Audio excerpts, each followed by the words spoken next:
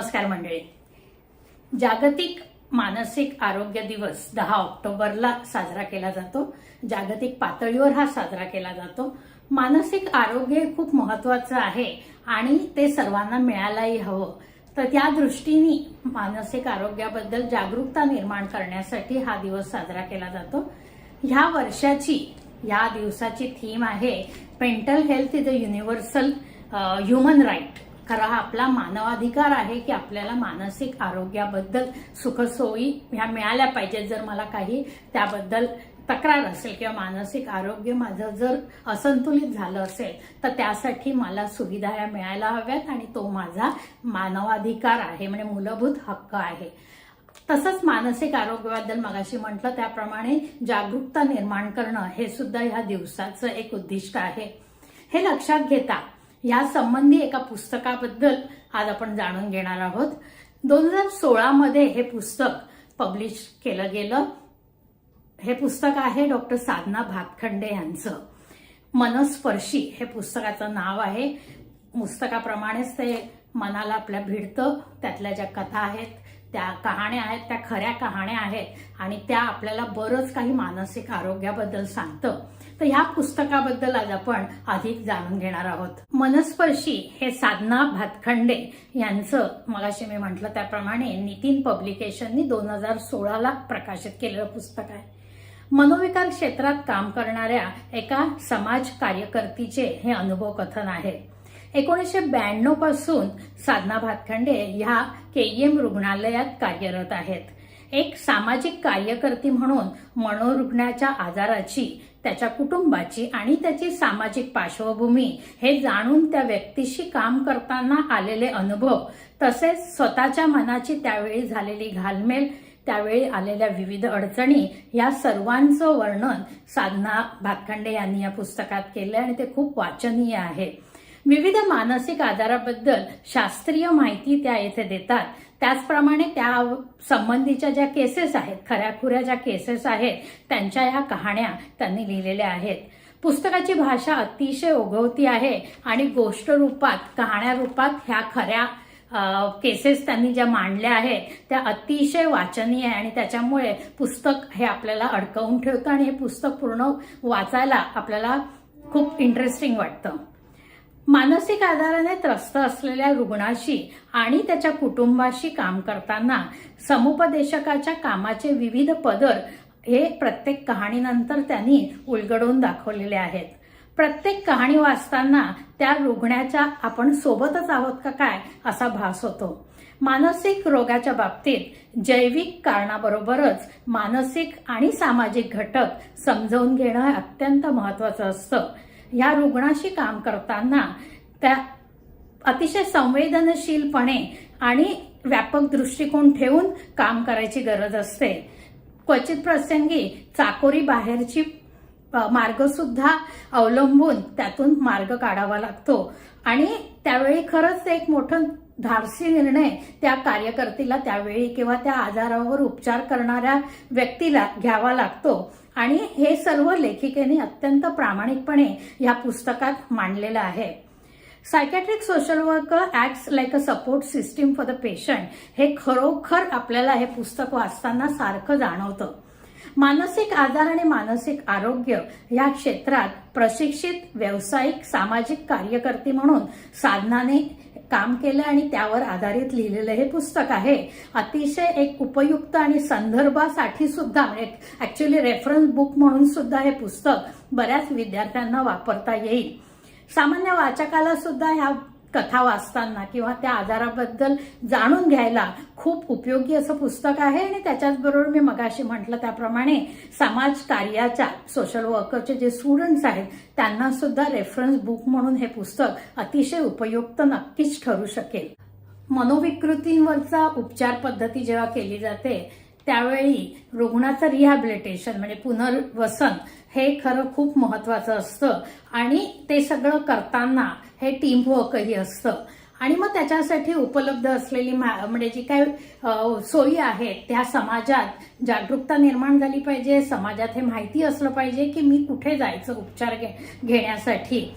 होतं कसं तर आजची जी जीवनशैली जर आपण बघितली तर त्यात सामान्यांची होणारी फरफड, ओढाताण आणि सतत करावी लागणारी, पदोपदी करावी लागणारी तडजोड आणि ह्यातून निर्माण होणारे ताणतणाव, या सर्वांचा एकत्रित परिणाम होत असतो. आणि जेव्हा उपचार मनोरुग्णावर केले जातात तेव्हा याबद्दल एकत्रित विचार करणं अतिशय गरजेचं असतं.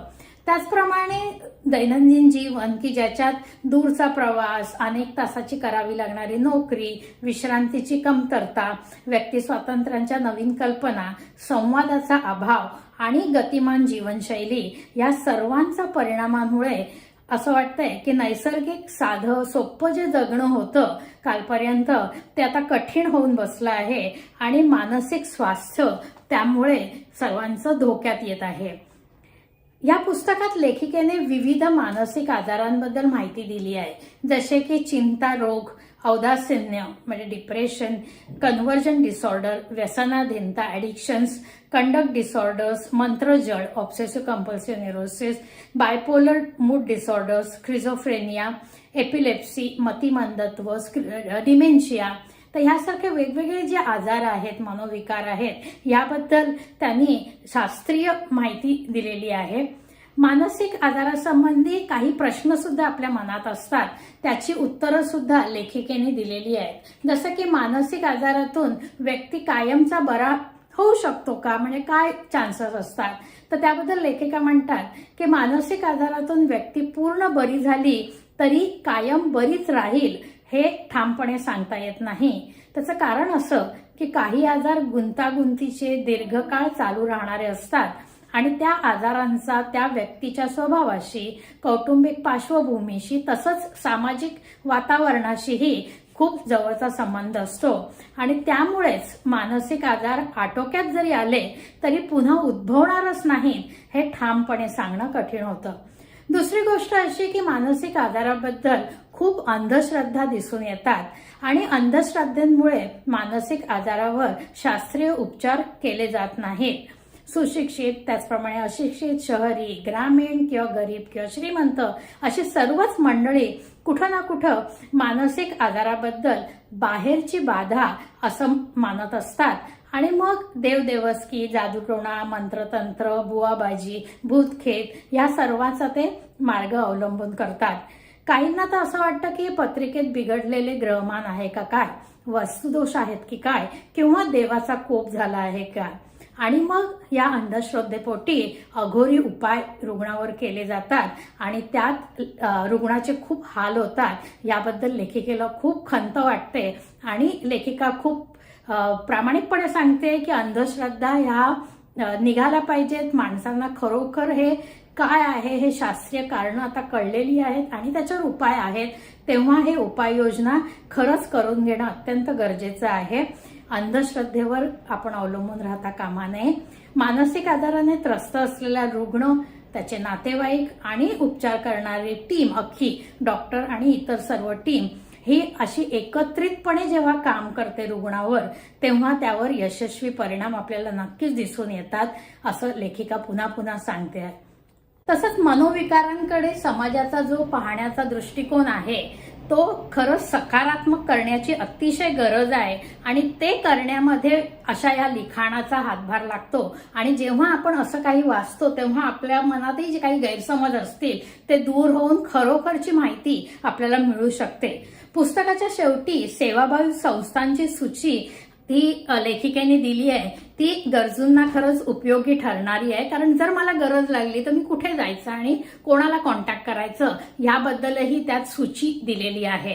तर असं हे पुस्तक वाचनीय नक्कीच आहे, माहिती देणारं आहे आणि मगाशी म्हटलं त्याप्रमाणे विद्यार्थ्यांना संदर्भ म्हणजे रेफरन्स बुक म्हणून सुद्धा वापरण्यासारखं आहे. आपण हे पुस्तक जरूर वाचावं अशी माझी विनंती आहे. आपण हे वाचा, इतरांनाही सांगा आणि जितक्या जास्त जणांपर्यंत आपण ही माहिती पोहोचवू शकू तेवढं हे चांगलं आहे, कारण समाजात अजूनही मानसिक आजाराबद्दल नकारात्मक हे आहे की कोणी जर मानसिक रुग्ण असेल तर साधारणतः लपवलं जातं, बाहेरच्यांना कळू नये याची काळजी घेतली जाते. तर तसं नाहीये. जसं ताप येणं आहे त्याच्यासाठी आपण डॉक्टरकडे जातो, तसं माझ्या मनाला ताप आलेला आहे, माझ्या मनाचे जे आजार आहेत त्यासाठी मला शास्त्रीय उपचार पद्धती घेण्यासाठी मला डॉक्टरांकडे जाण्याची गरज आहे, समुपदेशनाची गरज आहे आणि ती मी घेणार आहे. ह्याच्यात सकारात्मक जर दृष्टिकोन ठेवला तर रुग्णाला खूप उपयोगी पडू शकतं. आणि बऱ्याचदा कसं होतं मानसिक आजारामध्ये रुग्णाला स्वतःला ते कळत नाही, ते नातेवाईकांना लवकर कळू शकतं आणि नातेवाईकांचा सहभाग, नातेवाईकांचा सपोर्ट या ट्रीटमेंटमध्ये अतिशय गरजेचा असतो. रुग्णाला त्यातून बाहेर काढण्यासाठी त्याचे जवळचे कुटुंबीय, त्याचे मित्रमंडळी, समाज हा नक्कीच मदत करू शकतो. तर असा आपण एकत्रितपणे सगळ्यांनी प्रयत्न करूया. मानसिक आजारावर मात करण्यासाठी त्या रुग्णाला सुद्धा मदत करूया. मानसिक आजार काय आहे ते पहिल्यांदा आपण जाणून घेऊ. प्रत्येकाचं मानसिक संतुलन जे आहे ते ठेवण्यासाठी आपण तर प्रयत्न करतच असतो, पण काही अशा घटना घडतात की ज्याच्यामुळे असंतुलन होऊ शकतं आणि मानसिक आजार निर्माण होऊ शकतात. तेव्हा इतर आजार, शारीरिक आजारांसाठी जशा आपण ट्रीटमेंट घेतो तशीच मानसिक आजारासाठी नक्की ट्रीटमेंट आहे आणि ती आपण घेत जाऊया. तर मानसिक स्वास्थ्याच्या या दिवसाच्या निमित्ताने आपण यासाठी प्रयत्नशील राहूया. त्यासाठीचाच आमचा हा छोटासा प्रयत्न. पुस्तकाबद्दलच्या माध्यमातून आपण ते जाणून घेतलं आहे. आणखीन आपण मानसिक आजारांबद्दल मागच्या वर्षी आपण हेही जाणलो होतं, मानसिक स्वास्थ्य म्हणजे काय आणि निरोगी मन म्हणजे काय. आज थोडंसं मानसिक आजाराबद्दल आपण जाणलं. याच मानसिक आजारांबद्दल आणखीन पुढे आपण नक्कीच जाणून घेऊ. आजचा भाग तुम्हाला कसा वाटला जरूर कळवा. आपल्या रिस्पॉन्सेस आम्हाला वाचायला नक्कीच आवडतील. आपण यासाठी काही प्रयत्न केले आहेत का, मानसिक आरोग्याबद्दल आपण काही कार्यशील आहात का, तेही कळवा.